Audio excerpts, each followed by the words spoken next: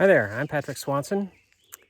I'm recording this video on Saturday afternoon, about 2 o'clock on May 15th, 2021. And this video is meant to be a companion to an article that I recently published in Ecological Solutions and Evidence on Restorative Recreation and my experiences restoring a native prairie remnant in the Loess Hills of western Iowa. And the Loess Hills stretch around 250 miles or so along the western part of Iowa and were formed after the last ice age as receding glaciers left behind silts that were blown into dunes and eventually colonized by grasses and forbs to form a grassland. And these grasslands were maintained in an open state by the activities of grazers, native grazers like bison and elk, and fire that were either naturally occurring or intentionally set by indigenous peoples. And nowadays, one of the challenges of maintaining these prairies is that they have not had that regime, that regime has changed. And it's been, as a result of that, these prairies have been overgrown by and colonized and overgrown by woody plants like deciduous shrubs and trees and cedars. And you can see some of the cedars behind me. And so my restoration work has been focused on removing the cedars from the grasslands. And I'm going to stop and restart so I can flip this around. And you can see the cedars here. And the way that I've approached it is cutting down the cedars on the ridge tops, which you can see in the distance here, and dragging them, opening up the ridge lines, and then dragging the tops and the branches down slope here to pile them in stacks like this. And some of this was done earlier this spring, and I will burn them in the wintertime down here in the more secluded area, sheltered area, and it's a very nice way to spend a winter day. But as I walk up the hill here, I just want to show you what the former prairie looks like when it's been overtaken by cedars. And you can see there's quite a few large cedars here, and I've begun to thin them out. But in areas like this, where the cedars are quite dense, they'll form very dense stands, you can see that not much is growing underneath them.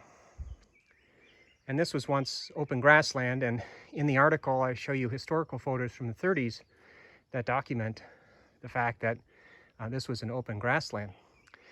And that has several ramifications. First, you're losing the biodiversity that was part of this grassland, the pollinator habitat, and the ecosystem services like stormwater retention, carbon sequestration are begin to be lost. And underneath these cedars, the trees don't hold the soil as well, so you get a little bit more erosion. So again, my focus has been to limb these up down here and remove them from the top. And the larger trees I knock down and drag the tops and branches off and pile them like I mentioned. And all of this in this area basically looked like that when I started. So it's important to note that none of this was planted. All of this returned on its own. And that begs the question about whether they arose from an existing seed bank or from rootstocks that were lying dormant underneath these cedars and reawoke, so to speak, after the light was restored. And I wanted to show you some of the native plants that are here, that are blooming this time of year. In this area right here. We have hoary puccoon and white-eyed grass, member of iris family. The pasque flowers, which I talk about in the paper, have already bloomed, but they've gone to seed, and the seed heads look like this, almost a dandelion-like fuzz. They're ground plum, and these fruits have already bloomed, and the fruits have set. Pollinators, have done their job, and we have these little ground plums. They are edible, kind of sweet when they're little, and then they get a little bitter and tough as they get older. There are prairie clover. Let's see what else I can find walking along here. I was looking for, there it is. Prairie turnip. It's blooming.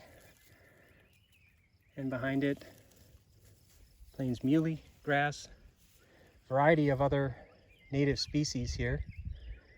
And all of this has come back on its own now that I've removed the cedars. I've already had my workout for the morning and removed some cedars on another part of the property, but you might wonder why I have chosen to leave some of these behind on the ridge tops, and that's kind of a personal decision because I like having some shade to sit and enjoy the scenery in the summertime especially.